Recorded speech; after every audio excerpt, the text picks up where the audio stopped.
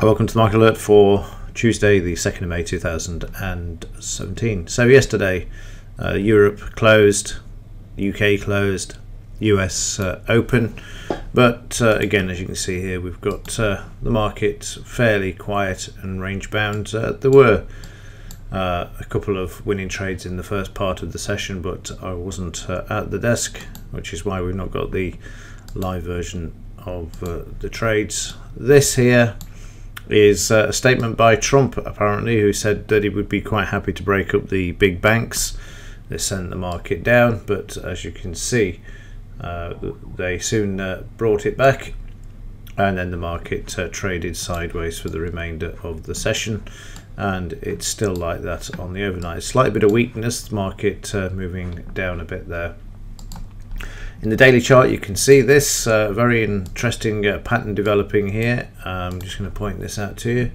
It may be elementary, but we've got the lower highs in the market at the moment. So each day following the top that was put in here, you can see the market's failing to get back to those highs. It needs some news. We've got the French election this coming weekend, if they're going to use that to do what they did before by gapping the market higher.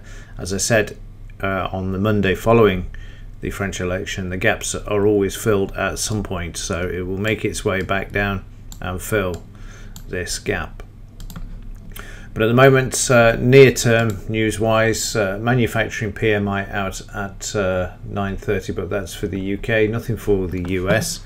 And in fact, let's just have a look at the week ahead as we're coming in on the Tuesday. Again, Tuesday is generally quiet, which I've always spoken about. Every Tuesday the market takes in the information from the weekend, digests it, and then Tuesdays it can be fairly quiet. And there's another reason for that as well, is we are heading towards that time of the month again where we've got the FOMC statement that's out tomorrow evening. Also tomorrow, what have we got? Crude oil inventories, but again, that's a bit of a non sequitur now. I've spoken of before. Manufacturing figures are out tomorrow as well, and we've got the unemployment change, which is out before the market opens there. On Thursday, what have we got? We got the preliminary, which I don't think I've seen before, but we've got the preliminary non-farm productivity. And then the big one on Friday, we've got boring Draghi. Super Mario speaking on Friday at 5:30 p.m. Sorry, that's on Thursday. And then Friday, the big one. This is the one they will be looking for to see how the employment figures are faring under Trump, see if things are turning around. Last month it was a bit of a disaster, but they managed to move the market higher.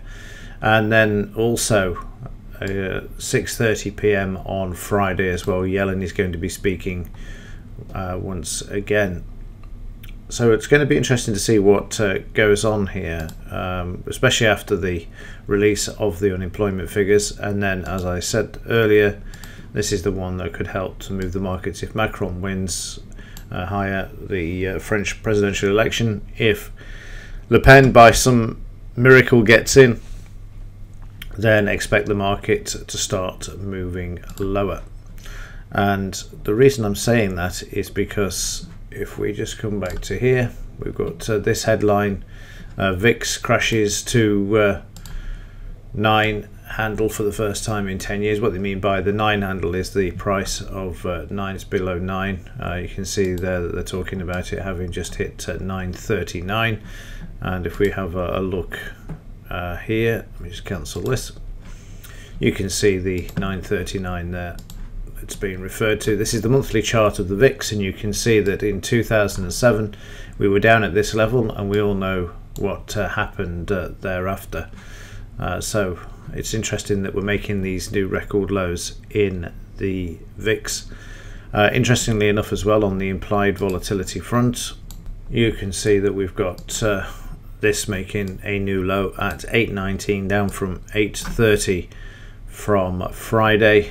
We've got 34 there, and then we've got the January low of 8.15. So we're back towards the territory where we can see a correction. We started to see the correction in January, and then we had the Congress speech, which then skyrocketed the market. But as soon as we got back to the lows again, we had another drop there, and the same. See the market there moving lower there till the 1191, and now we've fallen off a cliff, but the market is struggling. As I say, there is that sort of downtrend there. We've got this here, we've got complacency, we've got everything being thrown at this market. We've also got, of course, the seasonal thing now, sell in May and go away as well. So that's sort of an overview and a roundup of where we are coming back to business today. Say FOMC meeting tomorrow night could be a bit tricky this afternoon unless something comes out to give it a bit of a momentum. When we're down in these lows at the 8 level, it is difficult because there isn't enough momentum. It's as simple. That's the correlation and relationship between the two. Low volatility, low momentum. What we're looking for is the volatility around the 10, 11, 12% area. Gives nice momentum in the intraday chart. So again, you know, we are being pre-warned by these lows in the implied volatility and also the 10-year low in the volatility index as well. So that's why you're seeing the black dots on the chart. It's not because there's a failing of the software, it's purely and simply because there's not enough momentum in the market. And if we know that, then we can adjust our trading to accommodate that. Right, that's it for today. I will report in if I see something in the pre-market session or the first hour of the session. Other than that, as ever, thanks for watching. See you in the next one.